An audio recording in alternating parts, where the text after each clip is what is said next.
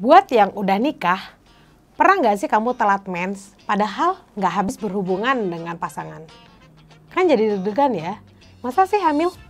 Nah, siapa sih yang sering begini? Ayo, yang belum nikah jangan dicoba dulu ya. Ketemu lagi dengan saya Rifka Kristi di channel kesayangan kita, channel Essential Oil Rosevara.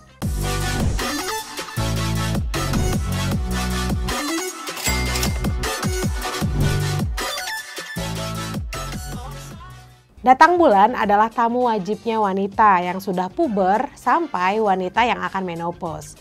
Nah, setiap orang memiliki range atau periodenya masing-masing. Umumnya ada 3 siklus datang bulan. Siklus 21 hari, ini namanya siklus pendek, siklus 28 hari, dan siklus 30 hari atau siklus panjang.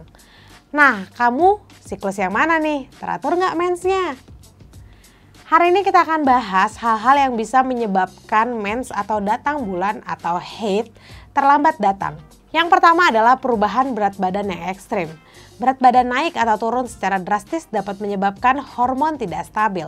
Ketidakstabilan hormon ini dapat membuat wanita terlambat datang haid atau tidak haid sama sekali. Nah, umumnya perubahan siklus menstruasi tersebut tidak menetap dan bisa kembali normal seiring stabilnya kadar hormon. Yang kedua, stres. Kondisi stres yang ekstrim, misalkan karena perceraian, kematian, atau bencana, dapat mengganggu keseimbangan hormon. Stres dapat menyebabkan haid wanita terlambat, tidak teratur, atau disertai nyeri dan rasa tidak nyaman yang hebat. Kondisi ini dikenal dengan hipotalamus amenor.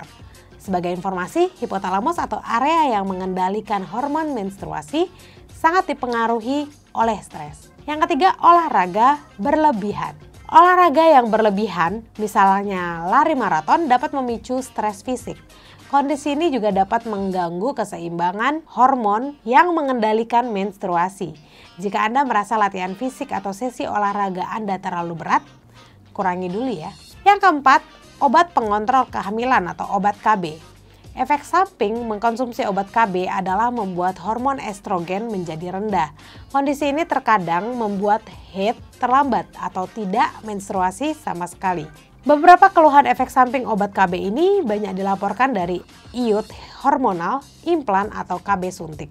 Jika Anda sudah berhenti menggunakan obat pengontrol kehamilan, butuh 1 hingga 3 bulan untuk membuat siklus haid Anda kembali normal. Yang kelima, disfungsi tiroid. Kelenjar tiroid yang terletak di leher mengatur kinerja metabolisme tubuh. Kelenjar tiroid yang tidak aktif atau terlalu aktif dapat mempengaruhi produksi hormon dan berimbas pada haid. Gangguan hormonal dapat menyebabkan penyakit diabetes, sel telur gagal matang, sampai menurunkan produksi hormon yang menunjang kinerja organ reproduksi. Disfungsi tiroid ini bisa ditandai dengan gejala kelelahan serta berat badan naik atau turun secara drastis. Untuk memastikan kesehatan kelenjar tiroid, dokter akan melakukan pemeriksaan lewat tes darah. Yang keenam, efek samping obat. Menggunakan beberapa jenis obat juga dapat berimbas pada siklus menstruasi. Beberapa obat yang dapat menyebabkan haid terlambat diantaranya adalah obat anti nyeri, obat untuk mencegah pembekuan darah, sampai ibuprofen. Yang ketujuh, penyakit dari sekitar ovarium. Ada beberapa penyakit yang akan menyebabkan mens datang terlambat. Contohnya PCOS atau Polycystic Ovarium Syndrome, radang panggul, atau fibroid uterus. Nah, ini teman-teman bisa googling lebih detail ya. Yang kedelapan, menopause dini. Saat wanita di bawah usia 40 tahun tidak memiliki hormon yang memadai, mereka bisa mengalami menopause dini. Selain sering terlambat haid, gejala lain menopause dini diantaranya adalah berkeringat di malam hari dan vagina terasa kering. Jika Anda terlambat haid atau tidak haid 3 bulan berturut-turut, padahal tidak hamil, ada baiknya Anda berkonsultasi ke dokter. Oke, jadi banyak alasan lain ya yang bisa membuat mens kamu jadi terlambat. Jadi jangan langsung ambil kesimpulan kalau kamu hamil, apalagi kalau kamu nggak habis berhubungan dengan pasangan kamu atau dengan siapapun.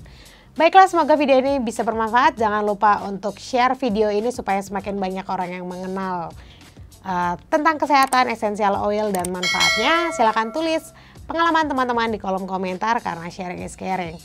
Bye!